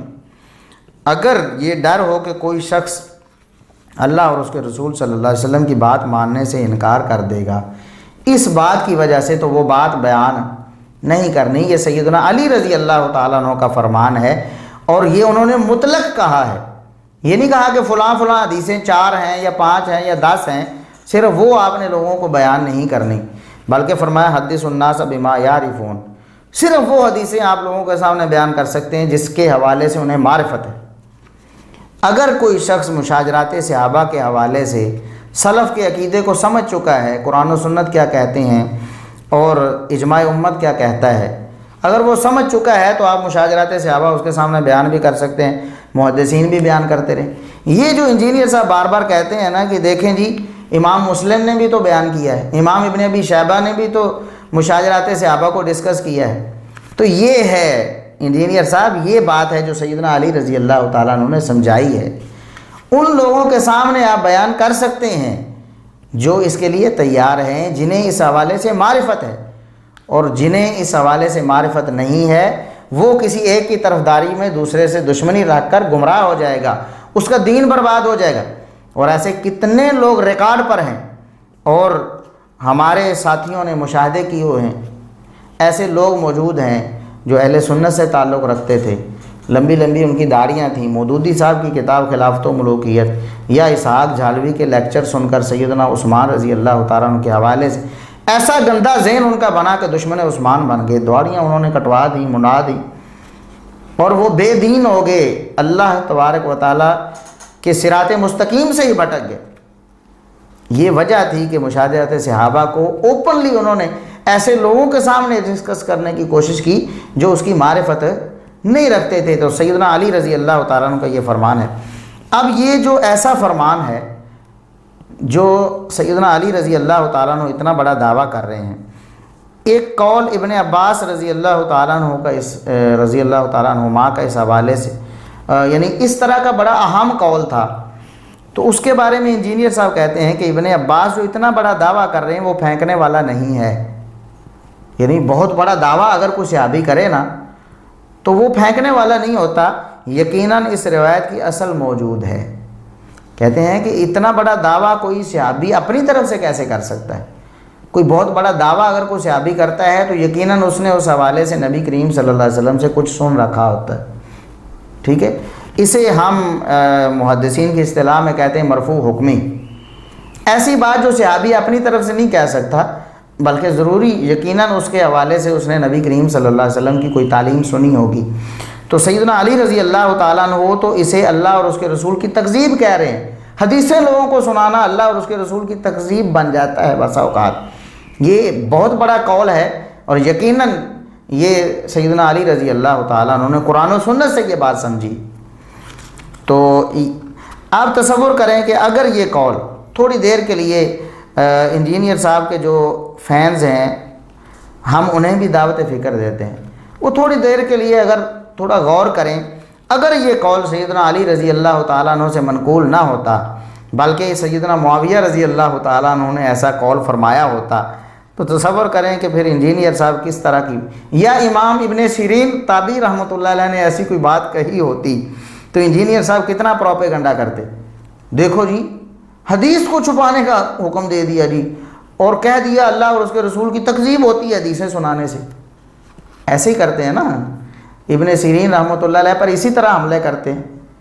اور بعض ایسی بے بنیاد باتیں ان کے ذمہ لگا رہتے ہیں جو انہیں فرمائی بھی نہیں، اور جو کچھ فرمایا ہے انہوں نے وہ کسی حکمت کے تحت ہوتا ہے تو اس پر کہہ دیتے ہیں دیکھو جی یہ تو بریلوی دیوبندیوں سے گئے گزرے ہیں، یہ ایسے سلف ہمیں نہیں چاہیے۔ اگر یہ قول ابن سیرین رحمۃ اللہ علیہ سے منقول ہوتا یا سیدنا معاویہ رضی اللہ تعالیٰ عنہ سے مذکور ہوتا تو پھر تصور کریں انجینئر صاحب کیسے کیسے اس پر وہ پھر جو ہے نا والعیاذ باللہ نعوذ باللہ اور پتہ نہیں کیا کیا پھپتیاں اس پر کستے اور لوگوں کو متنفر کرتے کہ دیکھو جی یہ لوگ حدیثوں کو کہہ رہے ہیں کہ حدیثوں سے اللہ اور اس کے رسول کی تکذیب ہوتی ہے۔ ایسے ہونا تھا کہ نہیں ہونا تھا؟ لیکن یہ قول چونکہ سیدنا علی رضی اللہ تعالیٰ عنہ سے منقول ہے اور انہیں ایک نام نہاد دعویٰ بھی ہے علی رضی اللہ تعالیٰ عنہ سے محبت کا، اس لیے وہ سیدنا علی رضی اللہ تعالیٰ عنہ کے بارے میں ایسی بات نہیں کریں گے۔ تو بہرحال یہ ایک دعوت فکر ہے کہ ان لوگوں کا دیکھیں یہ دو رخی کی ایک مثال بھی ہے۔ کہ اگر ایسا قول سیدنا معاویہ سے آتا تو ان پر تان بن جاتا ہے ان کے نزدیک، سیدنا علی رضی اللہ تعالیٰ عنہ سے آیا ہے تو انشاءاللہ اس پر تان نہیں کر سکتے یہ لوگ۔ تو بہرحال یہ 5ویں حدیث میں نے ذکر کی سیدنا علی رضی اللہ تعالیٰ عنہ سے۔ 6ٹھی حدیث یہ 7323 نمبر حدیث ہے صحیح بخاری کی، صحیح بخاری کی حدیث ہے۔ سیدنا عبد الرحمن بن عوف رضی اللہ تعالیٰ عنہ نے سیدنا عمر رضی اللہ تعالیٰ عنہ کو سنا کہ وہ کچھ بیان کرنا چاہتے تھے۔ یہ عمر رضی اللہ تعالیٰ عنہ نے آخری جو حج کیا ہے اس موقع پر ایک شخص نے آ کر ان سے کوئی بات کی کہ لوگ ایسا سوچ رہے ہیں، تو عمر رضی اللہ تعالیٰ عنہ کہتے ہیں کہ میں ابھی لوگوں کو خطبہ دینے لگا ہوں۔ اور یہ جو روایت ہے سیدنا عبداللہ بن عباس رضی اللہ تعالیٰ عنہما نے روایت کی ہے۔ وہ کہتے ہیں کہ عبد الرحمن بن عوف رضی اللہ تعالیٰ عنہ نے دیکھا کہ عمر رضی اللہ تعالیٰ عنہ اس طرح لوگوں سے کھلے عام خطاب کرنے لگے۔ وہ خطاب دوسری جگہ موجود ہے، احادیث صحیح بخاری میں یہ حدیث امام صاحب نے 4 جگہ تقریباً ذکر کی ہے، تو اس میں انہوں نے ایک لمبی حدیث بھی ذکر کی ہے جہاں وہ ساری باتیں، اس میں رجم کا بھی ذکر ہے، جب انہوں نے وہ خطبہ دیا نا بعد میں اس میں رجم کا بھی ذکر ہے اور کچھ اور احادیث کا بھی ذکر ہے، اور ایک معاملے کا بھی ذکر ہے جو انہوں نے سنا لوگوں سے اور اس کی انہوں نے تردید کرنا چاہی۔ تو بہرحال یہاں تفصیل مقصود نہیں ہے۔ عبد الرحمن بن عوف رضی اللہ تعالیٰ عنہ کیا کہتے ہیں؟ عمر رضی اللہ تعالیٰ عنہ کہتے ہیں لا اقومن العشیۃ، آج ہی ابھی سپہر کے وقت میں ضرور کھڑا ہو کر خطاب کروں گا لوگوں سے، اسی حج کے موقع پر سب لوگوں کے سامنے میں خطاب کروں گا، فلاں لوگ جو ہیں وہ اس طرح کرنا چاہتے ہیں، یہ بالکل غلط ہے، میں انہیں ایسا نہیں کرنا دوں گا، میں اس حوالے سے خطاب کروں گا، ہو سکتا ہے میرے مرنے کے بعد کوئی خرابی وہ مبتلا ہو جائیں اس میں۔ تو قلت لا تفعل، عبد الرحمن بن عوف رضی اللہ تعالیٰ عنہ کہتے ہیں میں نے کہا کہ عمر رضی اللہ تعالیٰ عنہ آپ ایسا نہ کریں، جس طرح عمر رضی اللہ تعالیٰ عنہ نے رسول اکرم صلی اللہ علیہ وسلم سے کہا تھا نا کہ لا تفعل، اللہ کے رسول ایسا نہ کیجئے، لوگ جو ہے نا اس کا غلط مطلب لے لیں گے، ایسا نہ کیجئے، اس کی اطلاع لوگوں کو نہ بھیجیے۔ تو اسی طرح عبد الرحمن بن عوف رضی اللہ تعالیٰ عنہ انہوں نے سیدنا عمر رضی اللہ تعالیٰ عنہ سے کہا کہ عمر آپ ایسا نہ کیجئے، فَإِنَّ الْمَوْسِمَ يَجْمَعُ رَعَاءَ النَّاسِ يَغْلِبُونَ عَلَى مَجْلِسِكَ فَأَخَافُ أَلَّا يُنزِلُوهَا عَلَى وَجْهِهَا۔ یہ جو حج کا موقع ہے اس میں لوگ ادھر ادھر کے لوگ آتے ہیں، کچھ لوگ ایسے ہیں بالکل دین کے حوالے سے کورے ہوتے ہیں، ابھی کچھ لوگ ایسے ہیں کہ جو بات کو صحیح سمجھنے کی صلاحیت ہی نہیں رکھتے، تو فَأَخَافُ أَلَّا يُنزِلُوهَا عَلَى وَجْهِهَا، مجھے اس بات کا ڈر ہے کہ آپ کا جو خطاب ہوگا جس میں انہوں نے ظاہر ہے قرآن و سنت کی باتیں پیش کرنی تھی، انہوں نے کون سی کوئی من گھڑت قصے کہانیاں سنانی تھی، قرآن و سنت کی جو باتیں آپ ان کے سامنے رکھیں گے وہ ان کو ان کے اصل مفہوم پر نہیں سمجھیں گے، مجھے ڈر ہے کہ وہ کوئی غلط مطلب ان کا لیں گے۔ فَيُطِيرُ بِهَا كُلُّ مُطِيرٍ، ہر مطلب بات لینے والا کو بات لے کر آگے کوئی بیان کر دے گا، اس کے سیاق و سباق کو نہیں سمجھ پائے گا، اس بات کے صحیح مفہوم کو نہیں سمجھ پائے گا، اور اس حوالے سے اس کا ذہن تیار نہیں ہوگا تو معاملہ خراب ہو جائے گا۔ تو فَأَمْهِلْ حَتَّى تَقْدَمَ الْمَدِينَةَ دَارَ الْحِجْرَةِ وَدَارَ السُّنَّةِ، آپ اتنی دیر انتظار کریں جب تک آپ مدینہ نہیں چلے جاتے، جو مدینہ دار الحجرہ بھی ہے، دار السنہ بھی ہے۔ فَتَخْلُصَ بِأَصْحَابِ رسول اللہ صلی اللہ علیہ وسلم من المہاجرین والانصار، آپ اکیلے پھر ملنا ہے آپ نے مہاجرین اور انصار سے، مہاجرین اور انصار جو سمجھدار صحابہ کرام ہیں ان کے ساتھ آپ نے اکیلے میٹنگ کرنی ہے۔ فَيَحْفَظُ مَقَالَتَكَ وَيُنزِلُوهَا عَلَى وَجْهِهَا، وہ ایک تو آپ کی بات کو یاد بھی رکھیں گے اور دوسرا اس کو صحیح معاملے میں فٹ بھی کریں گے، اس کو غلط جو ہے نا وہ اس کو فٹ نہیں کریں گے یا اس کا غلط مطلب نہیں لیں گے۔ تو فقال عمر رضی اللہ تعالیٰ عنہ نے سیدنا عبد الرحمن بن عوف رضی اللہ تعالیٰ عنہ کا یہ مطالبہ تسلیم کر لیا، انہوں نے فرمایا لا اقومن بہ فی اول مقام اقومہ بالمدینہ، میں مدینہ جاتے ہی پہلی مجلس میں ہی یہ خطاب کروں گا۔ تو ابن عباس رضی اللہ تعالیٰ عنہما بیان کرتے ہیں فقدمنا المدینہ، ہم مدینہ میں جب آئے تو فقال عمر رضی اللہ تعالیٰ عنہ نے مہاجرین اور انصار جو جہاں دیدہ صحابہ کرام تھے ان کو جمع کر کے ارشاد فرمایا ان اللہ بعث محمد صلی اللہ علیہ وسلم بالحق وانزل علیہ الکتاب فکان فیما انزل علیہ انزل آیت الرجم، کہ اللہ تبارک و تعالیٰ نے محمد صلی اللہ علیہ وسلم کو حق دے کر مبعوث کیا اور آپ پر کتاب بھی نازل فرمائی، جو کتاب آپ پر نازل ہوئی تھی اس میں رجم والی آیت بھی تھی۔ یہاں یہ حدیث مختصر ہے، دوسرے مقامات پر صحیح بخاری میں ہی یہ حدیث مفصل بھی موجود ہے، کچھ اور باتیں بھی سیدنا عمر رضی اللہ تعالیٰ عنہ نے کی تھیں۔ بتانے کا مقصد یہ ہے کہ آیت رجم کے بارے میں بتانا تھا عمر رضی اللہ تعالیٰ عنہ نے، اور کچھ اور معاملات کے بارے میں بتانا تھا جس کا یعنی وہ احادیث میں تفصیلی ذکر موجود ہے جو قرآن و سنت سے ہی مستنبط ہے، تو ان کو بتانے سے عبد الرحمن بن عوف رضی اللہ تعالیٰ عنہ نے منع کر دیا کہ یہ جو لوگ ہیں سارے کے سارے ادھر ادھر کے اکٹھے ہوئے ہیں، یہ سارے کے سارے ذہنی سطح ان کی اتنی اچھی نہیں ہے، آپ کی بات کو صحیح طرح سمجھ نہیں سکیں گے، فتنے کا شکار ہو جائیں گے، آپ خاموش رہیں۔ جا کر یہ بات آپ نے انصار اور مہاجرین کے جو چیدہ افراد ان کے سامنے کرنی ہے، اور عمر رضی اللہ تعالیٰ عنہ نے ایسا ہی کیا۔ تو یہ سیدنا عمر رضی اللہ تعالیٰ عنہ کا موقف بھی معلوم ہوا، اور سیدنا عبد الرحمن بن عوف رضی اللہ تعالیٰ عنہ کا بھی، اور بیان کرنے والے سیدنا عبداللہ بن عباس رضی اللہ تعالیٰ عنہ ماں کا بھی، انہوں نے بھی اعتراض نہیں کیا بھی نہیں بھی یہ عبد الرحمن بن عوف غلط کہہ رہے ہیں، یا عمر رضی اللہ تعالیٰ عنہ سے یہ کہا ہو کہ نہیں آپ بیان کریں، یہیں کھل کر ہر جگہ قرآن حدیث بیان کرنا چاہیے، آپ کیوں چھپا رہے ہیں؟ تو یہ کتنی واضح احادیث ہیں جن سے یہ بات معلوم ہو رہی ہے کہ لوگوں کی ذہنی سطح کو دیکھ کر کوئی بات کرنی چاہیے، چاہے وہ قرآن حدیث کی بات ہی کیوں نہ ہو۔ اگر لوگوں کی ذہنی سطح اتنی نہیں ہے تو پھر آپ کو رک جانا چاہیے، وہ بات وہاں برملا بیان نہیں کرنی چاہیے۔ اس کے بعد ایک اثر امام مسلم رحمۃ اللہ علیہ نے بھی پیش کیا ہے۔ امام مسلم رحمۃ اللہ علیہ نے مقدمے میں یہ اثر پیش کیا ہے، وہ سیدنا عبداللہ بن مسعود رضی اللہ تعالیٰ عنہ سے منسوب ہے۔ ان کا قول ہے کہ ما انت بمحدث قوما حدیثا لا تبلغه عقولهم الا کان لبعضهم فتنہ، آپ کسی قوم کو کوئی حدیث بیان کریں جو ان کی عقلوں سے اوپر ہو، یعنی ان کی عقلیں اس کو سمجھنے سے اگر قاصر ہیں اس معاملے میں فیصلہ کرنے سے، تو بعض لوگوں کے لیے وہ حدیث فتنہ بن سکتی ہے، حدیث ہے لیکن فتنہ بن سکتی ہے۔ تو اس کی سند ضعیف ہے، یہ بیان کرنے کے لیے کہ اس کی سند ضعیف، اگرچہ یہ مسئلہ پیچھے یعنی 6 احادیث ہیں نبی کریم صلی اللہ علیہ وسلم اور صحابہ کرام سے بھی ثابت ہے، سیدنا عمر رضی اللہ تعالیٰ عنہ، سیدنا عبد الرحمن بن عوف رضی اللہ تعالیٰ عنہ اور سیدنا علی رضی اللہ تعالیٰ عنہ، سب یہی کہتے ہیں۔ عبداللہ بن مسعود رضی اللہ تعالیٰ عنہ کا قول بھی اسی معنی کا ہے، لیکن اس کی سند ضعیف ہے۔ ایک تو ابن شہاب زہری ہیں، وہ مدلس ہیں اور یہاں وہ عن سے بیان کر رہے ہیں۔ دوسرا عبید اللہ بن عبداللہ بن عتبہ جو راوی ہیں،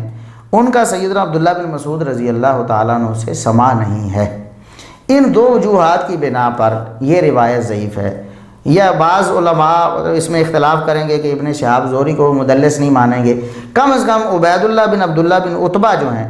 ان کا سماع جو ہے عبداللہ بن مسعود رضی اللہ تعالیٰ عنہ سے وہ تو ثابت نہیں ہے، اس وجہ سے تو وہ بھی اس کو ضعیف ہی مانیں گے دیگر جو علماء ہیں۔ تو یہ روایت امام صاحب نے مقدمے میں پیش کی ہے۔ اب جو انجینئر صاحب کہتے ہیں نا، اللہ تبارک و تعالیٰ انہیں ہدایت دے، وہ اگر ان کو شوق ہے کہ اس حوالے سے وہ آگے جانا چاہتے ہیں اس فیلڈ میں، تو وہ علماء سے پڑھے بغیر اور سمجھے بغیر کہتے ہیں کہ امام مسلم رحمۃ اللہ علیہ نے اپنے مقدمے میں ضعیف روایات اپنی سند سے ذکر کرنے والے محدثین کو جاہل کہا، یعنی جو محدثین اپنی سند سے حدیث ذکر کر دیتے ہیں اور اس کا ذوق واضح نہیں کرتے،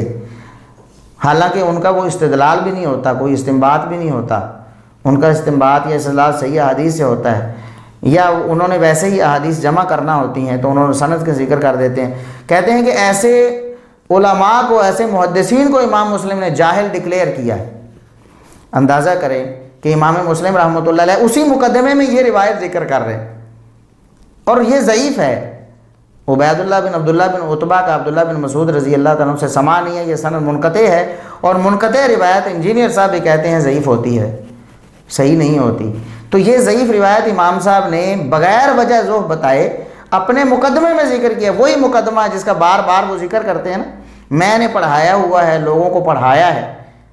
پتہ نہیں کیسا پڑھایا ہے، اسی مقدمے میں یہ روایت موجود ہے اور اسی فتوے کو وہ امام مسلم پر بھی فٹ کر رہے ہیں۔ یعنی اگر سند کے ساتھ بغیر وجہ ذوف ذکر کیے روایت کو ذکر کرنا، ضعیف روایت کو اگر یہ جاہل ڈکلیئر کرنا ہے تو پھر امام مسلم رحمۃ اللہ علیہ خود اپنے فتوے میں آ گئے۔ ہم پہلے بھی بیان کر چکے ہیں، اللہ کا واسطہ ہے انجینئر صاحب، آپ محدثین کرام پر الزامات اور تہمتیں لگانے سے آپ باز رہیں، آپ کے لیے یہ فتنے کا سبب بن جائیں گے اس دنیا میں بھی اور آخرت میں بھی۔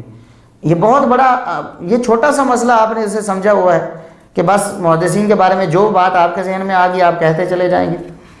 امام مسلم رحمۃ اللہ علیہ بھلا اپنے اساتذہ کو، امام بخاری کو، انہوں نے بھی بغیر وجہ ذوف ذکر کیا، الادب المفرد میں روایتیں ذکر کی، اور وہ روایت ذکر کی جسے آپ جعلی کہتے ہیں اور دین میں فتنے کا سبب ذکر کہتے ہیں، وہی امام بخاری رحمۃ اللہ علیہ نے بغیر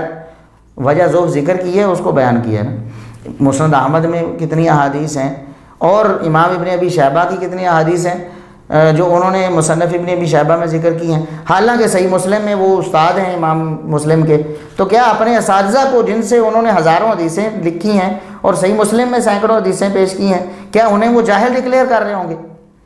اس لیے یہ صحیح مسلم میں مقدمے میں یہ حدیث ہے۔ تو آپ کو یہ بات ذکر کر دوں کہ ایک تو یہ صحیح مسلم کے موضوع سے خارج ہے، یعنی امام مسلم رحمۃ اللہ علیہ نے مرفوع متصل احادیث کو صحیح کہا ہے، جو اقوال ہیں صحابہ کرام کے انہوں نے صحیح نہیں کہا، تو اس قول کو بھی انہوں نے صحیح نہیں کہا، یعنی صحیح کا جو ٹیگ صحیح مسلم پر ہے وہ اس قول پر نہیں ہے، کیونکہ یہ قول صحیح مسلم کے موضوع سے خارج ہے۔ صحیح مسلم کا موضوع اور صحیح بخاری کا موضوع مرفوع متصل احادیث ہیں، تو امام مسلم نے نہ اس پر صحت کا حکم لگایا ہے نہ اس پر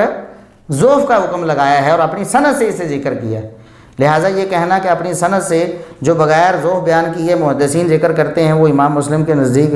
جاہل ہیں، یہ ان کا اپنا بہت بڑا یعنی ایک دماغی مسئلہ ہے، یا اسے کہہ لیں علمی کم علمی ہے یا نادانی ہے، اس کو بیوقوفی بھی کہہ سکتے ہیں، محدثین کے بارے میں بات ہے نا۔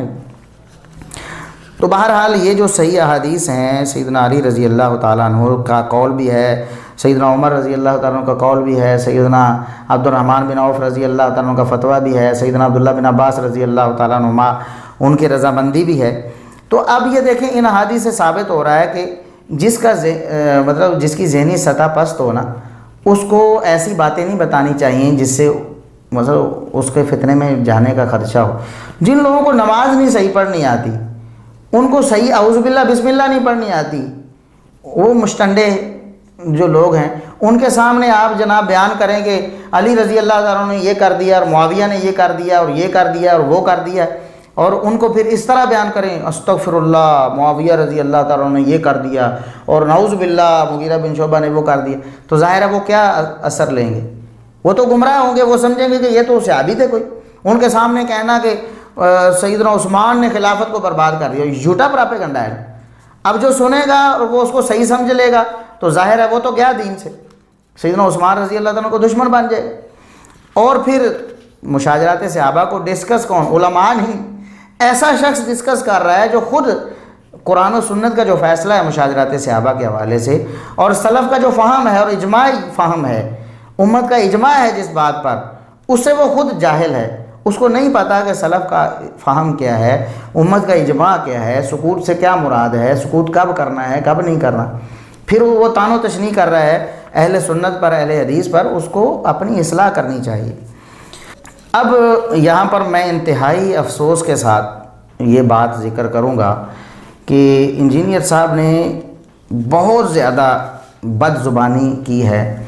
اکثر ان کی باتیں تو ہم یہاں یعنی بول کر ذکر کر دیتے ہیں اور لنک ان کی ویڈیو کا ڈسکرپشن میں دے دیتے ہیں، لیکن یہ جو بات انہوں نے کی ہے، یہ جو ہم نے حدیثوں سے ثابت کر دی ہے نا، صحابہ کرام سے ثابت کر دی ہے کہ کسی حدیث کو سنانے سے یا احادیث سنانے سے باز بھی رہا جا سکتا ہے، کسی کو کہا جا سکتا ہے یہ حدیث فلاں کو نہ سناؤ، یا یہ تو کہتے ہیں کہ جو لوگ ایسا کہتے ہیں ان کے بارے میں ایسے لفظ گندے انہوں نے بولے ہیں کہ ہماری زبان ان کو ادا کرنے سے قاصر ہے۔ نہیں، ہم تو لرز کے رہ جاتے ہیں محدثین کے بارے میں، ائمہ دین کے بارے میں، سلف صالحین کے بارے میں، اور یہ جو مشاجرات صحابہ پر سکوت کا مسئلہ ہے، صحابہ کرام سے بھی ہے، تابعین سے، تبع تابعین اور ائمہ دین سب سے ثابت ہے کہ وہ یعنی سکوت کرتے تھے۔ ایک تو دخل اندازی سے، دوسرا احادیث کو ذکر کرنا بعض اوقات کسی کے لیے فتنہ بن جاتا ہے، اور وہ ہم 6 حدیثیں بھی سنا چکے ہیں صحیح الاسناد جو ہیں۔ بعض لوگ کہتے ہیں جی وہ تو بڑا مثبت کام کر رہے ہیں، وہ جو کتنا اچھے انداز سے کرتے ہیں، آپ جناب بڑے سخت لفظ بولتے ہیں ان کے بارے میں، وہ تو جناب بڑی نرمی کرتے ہیں۔ تو ان کی نرمی جو محدثین کے بارے میں ہے اور سلف ائمہ سلف کے بارے میں ہے اور سلف صالحین کے بارے میں، وہ آپ کے سامنے آ جائے گی کہ کتنی ان کے اندر نرمی ہے اور وہ کیا کرتے ہیں۔ ٹھیک ہے، اگر صرف یہ کہہ رہا ہو حدیث پڑھنی نہیں چاہیے، یہ حدیث بیان نہیں کرنی چاہیے، تو پھر ہم کہیں گے کہ ایسے سلف کے ختنے چیک کرنے چاہیے کہ وہ مسلمان بھی ہے کہ نہیں، کہ جو نبی صلی اللہ علیہ وآلہ وسلم کی حدیث کے بارے میں یہ کہتا ہے کہ یہ حدیث بیان نہیں کرنی چاہیے، وہ یہ بتانا چاہ رہا ہے کہ نبی علیہ السلام نے یہ جو حدیث بیان کی ہے بالکل غلط کیا اور امت کو نہیں بتانی چاہیے تھی، نعوذ باللہ من ذالک، تو وہ کتمان حق کی طرف ہمیں گائیڈ کر رہا ہے۔ تو میں تو پھر وہ ایک مہذب الفاظ استعمال کرتا ہوں کہ ایسے سلف کے پھر خطرے چیک کرنے چاہیے، جو کہتا ہے کہ حضور کی بیان کردہ بات کو آگے بیان نہیں کرنا۔ وہ حدیثیں تو جو کہے گا بیان نہیں کرتا، تو پھر ہم سلف سے پہلے اس کا لائسنس چیک کریں گے کہ وہ مسلمان بھی ہے کہ نہیں، بغیر نام لیے خطرے چیک کریں گے اس۔ چلیں، آپ نے یہ بات اب کی ہے نا، بڑی آپ نے سخت بات کی ہے۔ یہ بتائیں کہ مشاجرات صحابہ کو آپ ڈسکس کرتے ہیں اوپنلی، اور ہمارے جیسے جاہل لوگوں کے سامنے اوپنلی ڈسکس کرتے ہیں، علماء کے حلقے میں نہیں کرتے۔ اب آپ کو بتاتے ہیں کہ یہ جو سکوت کرنا ہے یہ کن کن کا موقف ہے۔ صحابہ کا بھی ہے، محدثین امام ابو زرع، امام ابو حاتم اور امام بن حنبل، اور یعنی ہر دور کے محدثین کا رہا ہے۔ یہ جو ننگی گالی انہوں نے دی ہے یہ سب محدثین کو گئی ان کی طرف سے۔ یہ اپنا انجام دیکھیں کہ اللہ تبارک و تعالیٰ انہیں توبہ کی توفیق دے، ورنہ بہت برا انجام ہے جو محدثین کے بارے میں ایسا زبان دراز ہو جائے، اس کے بارے میں پھر ہم دعا کرتے اللہ تبارک و تعالیٰ ہدایت ہی دے۔ جو فتوے انہوں نے لگائے ہیں محدثین پر، اور جو ننگی گالی انہوں نے محدثین کو دی ہے، اللہ تبارک و تعالیٰ کا کرنا دیکھیں کہ خود ان کے بقول انہیں پر فٹ بھی ہو گئی ان کی زندگی میں ہی، یعنی خود کئی مقامات پر وہ اس کا خود ارتکاب کر چکے ہیں، حدیث سنانے کے حوالے سے منع کر چکے ہیں لوگوں کو کہ یہ حدیث آپ نے لوگوں کو نہیں سنانی۔ بھی اگر حدیث سنانے سے روکنا یا کسی حدیث کو بعض لوگوں کے سامنے بیان نہ کرنا، اگر علم چھپانا ہے اور اگر اس پر ننگی گالیاں دینا جائز ہو جاتا ہے، پھر تو وہ ساری گالیاں آپ کو بھی آ گئیں، آپ کی زبانی۔ ہم وہ کلپ دوبارہ چلا دیں گے جب ہم ان کا اپنا معاملہ پیش کریں گے۔ مرزا صاحب نے ایک لیکچر دیا تھا بڑے سینسیٹیو موضوع پر، بڑے حساس موضوع پر، وہ خود کہتے ہیں بڑا حساس موضوع ہے۔ تو اس میں انہوں نے کہا کہ اہل حدیثوں کو چاہیے کہ وہ شیخ زبیر علی زئی رحمۃ اللہ علیہ کا موقف اس پر کاربند ہو جائے۔ وہ کہتے ہیں میرا مشورہ ہے اہل حدیثوں کو، اور وہ خود کہتے ہیں میرا اپنا موقف بھی یہ ہے کہ شیخ زبیر علی زئی رحمۃ اللہ علیہ کا موقف اس بارے میں صحیح ہے اور وہی موقف اپنانا چاہیے۔ شیخ زبیر علی زئی رحمۃ اللہ علیہ کا موقف کیا تھا اس بارے میں؟ وہ کہتے تھے کہ یہ حدیثیں صحیح ہیں، صحیح مسلم کی 2 حدیثیں ہیں،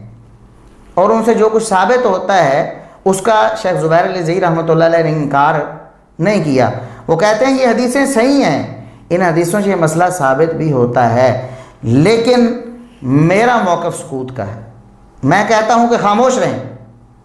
ان حدیثوں کو نہ آپ بیان کریں، نہ ان حدیثوں سے نتیجہ نکالیں۔ وہ کہتے ہیں کہ ہو سکتا ہے کہ اس سے نبی کریم صلی اللہ علیہ وسلم کو تکلیف ہو، یعنی بات جائز ہے اور بات حق ہے۔ خود انجینئر صاحب کہتے ہیں کہ امام نسائی رحمۃ اللہ علیہ نے نسائی پر باب قائم کیا ہے، اس حدیث سے جو مسئلہ نکلتا ہے امام نسائی نے وہ مسئلہ ثابت کیا ہے، اس کے باوجود وہ کہتے ہیں کہ امام نسائی کی بات معتبر نہیں، شیخ زبیر علی زئی رحمۃ اللہ علیہ کی بات معتبر، ان کا موقف مضبوط ہے کہ اس بارے میں زبان بندی کریں، آپ خاموش رہ جائیں، ان حدیثوں کو بیان نہ کریں، نہ ان حدیثوں سے مسئلہ ثابت کریں۔ اب وہ مسئلہ تو ہم یہاں ذکر نہیں کریں گے، اللہ تبارک و تعالیٰ نے توفیق دی تو انشاءاللہ پورا لیکچر اس پر بھرپور دیا جائے گا، اور دلائل سے مزین انجینئر صاحب نے جو ڈنڈیاں ماری ہیں وہ بھی انشاءاللہ بیان کی جائیں گی۔ تو بہرحال شیخ زبیر علی زئی رحمۃ اللہ علیہ کا موقف یہ تھا کہ حدیثیں صحیح ہیں، حدیثوں سے مسئلہ بھی ثابت ہوتا ہے، لیکن ہو سکتا ہے کہ کوئی بیان کرتے ہوئے الفاظ ایسے استعمال کر لے کہ اس سے نبی کریم صلی اللہ علیہ وسلم کو تکلیف پہنچے اور اس کے اعمال برباد ہو جائیں یا اس کی آخرت برباد ہو جائے۔ بارے میں جو عقیدہ ہے وہ محتاط عقیدہ کیا ہونا چاہیے؟ سکوت کرنا چاہیے بس بس۔ اچھا سر، یہ جو لوگ صحیح مسلم کی حدیث سے حوالے دیتے ہیں، بس اس میں ہم نے جواب آپ کو میں نے دے دیا، سکوت کرنا، باقی جو ہے بس ٹھیک ہے۔ پانچواں سوال ہے، ان الذین یؤذون اللہ ورسولہ لعنهم اللہ فی الدنیا والآخرہ واعد لهم عذابا مہینا،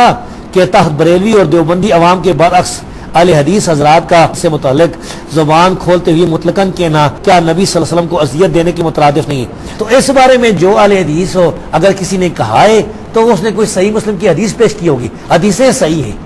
صحیح مسلم کی حدیث صحیح ہے اور حدیثیں صحیح ہیں، لیکن ہم جو ہیں سکوت کرتے ہیں۔ اللہ جانے ان کے والدین کا معاملہ جانے، ہماری زبان سے کوئی ایسی بات نہ نکل جائے کسی وجہ سے جو ہے ہم سارے ہمارے اعمال ہی ضائع ہو جائیں۔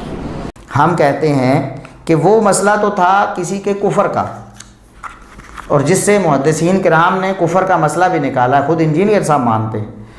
یعنی کسی کے کفر کا مسئلہ ہے، اور یہاں صحابہ کرام کے تو کفر کا مسئلہ ہی کوئی نہیں اہل سنت کے ہاں۔ خود انجینئر صاحب بھی کہتے ہیں کہ یہ صحابہ کافر نہیں تھے، ان کا ایمان جو ہے اجماعی اور اتفاقی ہے۔ اہل سنت میں سے کوئی بھی، اور انجینئر صاحب خود بھی، اور مودودی صاحب خود بھی، اور جالوی صاحب خود بھی، کبھی انہوں نے ایمان کا انکار نہیں کیا ان صحابہ کرام کے۔ تو جب یہ ایمان والے ہیں، ان کا ایمان ثابت شدہ ہے، اور نبی کریم صلی اللہ علیہ وسلم کی بشارتیں جو ہم بیان بھی کر چکے ہیں، انشاءاللہ آئندہ بھی کسی موقع پر دوبارہ تفصیلاً بیان کریں گے، موجود ہیں، اس کے باوجود ان صحابہ کرام کے بارے میں ان احادیث سے وہ مسئلے ثابت کرنا جو سلف صالحین نے نہیں کیے ہیں، تو کیا اس سے اللہ کے رسول صلی اللہ علیہ وسلم ناراض نہیں ہوں گے؟ کیا اس سے آپ صلی اللہ علیہ وسلم کو تکلیف نہیں پہنچے گی؟ اب دیکھیں کہ اللہ تبارک و تعالیٰ نے ان کی دو رخی اور ان کی دوغلی پالیسی خود ہی ظاہر، ان کی زبانی ظاہر کر دی۔ ایک طرف یہ سلف صالحین پر فتویٰ لگا رہے ہیں، ان کو ننگی گالیاں دے رہے ہیں کہ وہ کہتے ہیں کہ مشاجرات صحابہ کا مسئلہ یا فلاں حدیث بیان نہیں کرنی چاہیے، یا اس کو ڈسکس نہیں کرنا چاہیے، یا اس کو چھپا لینا چاہیے بعض لوگوں کے سامنے سے۔ تو کہتے ہیں کہ یہ جو جناب مطلب گالی دیتے ہیں، تو اب یہ گالی ان پر خود فٹ ہوئی ہے کہ نہیں؟ وہ خود یعنی اس گالی کے مصداق ہو گئے ہیں، خود کہہ رہے ہیں کہ اس معاملے میں خاموشی اختیار کرنی چاہیے، حدیثوں کو بیان بھی نہیں کرنا چاہیے اور ان سے مسئلہ بھی ثابت نہیں کرنا چاہیے۔ تو کیوں نہیں انہوں نے سیدنا معاویہ رضی اللہ تعالیٰ عنہ اور دیگر صحابہ کرام کے حوالے سے جو احادیث ہیں ان کو کم از کم چھپانا نہیں تھا بعض لوگوں سے، کم از کم ان سے وہ مسئلے ہی ثابت نہ کرتے جو سلف صالحین نے ثابت نہیں کیے۔ اللہ تبارک و تعالی ہمیں قرآن و سنت کو سمجھ کر اس پر عمل کرنے کی توفیق عطا فرمائے، ہمیں ہر وقت صحابہ کرام کا قدردان رکھے، تمام صحابہ کرام سے محبت ہمارے دین اور ایمان کا جزو لازم رہے۔ اللہ تبارک و تعالی ہمیں سلف صالحین سے بھی محبت کرنے کی توفیق عطا فرمائے، جن سلف صالحین کی محنت اور کوشش اور کاوش سے یہ دین ہم تک پہنچا ہے، اور جن کے فہم کو اللہ تبارک و تعالی نے قرآن میں معتبر جانا ہے، اور پھر احادیث میں جن کے بارے میں نبی کریم صلی اللہ علیہ وسلم کی بشارتیں موجود ہیں کہ یہ وہ لوگ ہیں جو خیر القرون ہیں، بہترین ہیں، ان کا فہم بھی بہتر، ان کا عمل بھی بہتر، ان کا ورع تقوی بھی بہتر۔ تو اللہ تبارک و تعالی ہمیں ان سے بھی محبت کرنے کی توفیق عطا فرمائے، اور ان کے فہم کے مطابق ہی ہمیں قرآن و سنت کو سمجھنے کی توفیق عطا فرمائے۔ اقول قولی ھذا واستغفر اللہ لی ولکم ولسائر المسلمین۔